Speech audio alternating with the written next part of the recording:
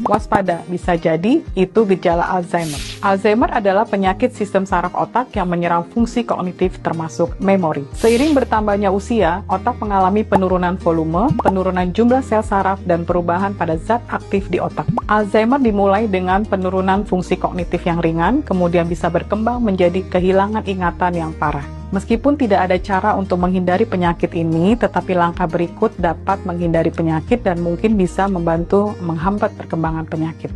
1. Aktif secara fisik. Dengan berolahraga teratur dapat meningkatkan peredaran darah ke otak dan menjaga kesehatan untuk kognitif.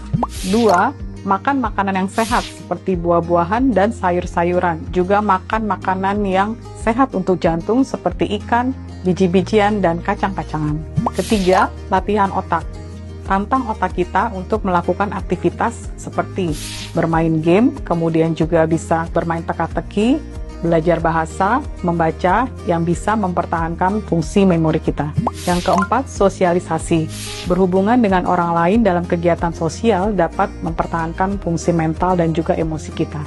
5. Perbaiki kualitas tidur.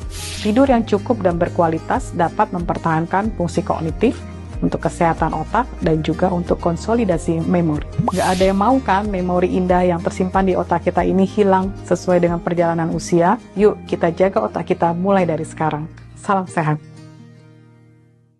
Waspada, bisa jadi itu gejala Alzheimer. Alzheimer adalah penyakit sistem saraf otak yang menyerang fungsi kognitif termasuk memori. Seiring bertambahnya usia, otak mengalami penurunan volume, penurunan jumlah sel saraf, dan perubahan pada zat aktif di otak. Alzheimer dimulai dengan penurunan fungsi kognitif yang ringan, kemudian bisa berkembang menjadi kehilangan ingatan yang parah. Meskipun tidak ada cara untuk menghindari penyakit ini, tetapi langkah berikut dapat menghindari penyakit dan mungkin bisa membantu menghambat perkembangan penyakit. 1. Aktif secara fisik. Dengan berolahraga teratur dapat meningkatkan peredaran darah ke otak dan menjaga kesehatan untuk kognitif. 2. Makan makanan yang sehat seperti buah-buahan dan sayur-sayuran. Juga makan makanan yang sehat untuk jantung seperti ikan, biji-bijian, dan kacang-kacangan. Ketiga, latihan otak.